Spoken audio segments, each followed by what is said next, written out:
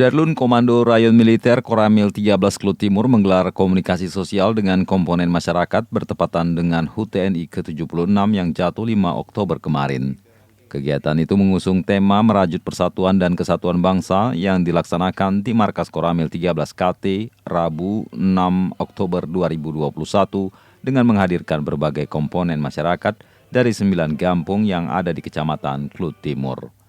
Dan Ramil 13 Klut Timur Pelda Mutrizal menyebutkan acara ini digelar bertujuan untuk menjalin silaturahmi sehingga diharapkan dapat mewujudkan visi dan interpretasi yang sama antara TNI AD dengan komponen masyarakat tentang NKRI yang dilandasi oleh nilai-nilai Pancasila dan Undang-Undang Dasar 1945.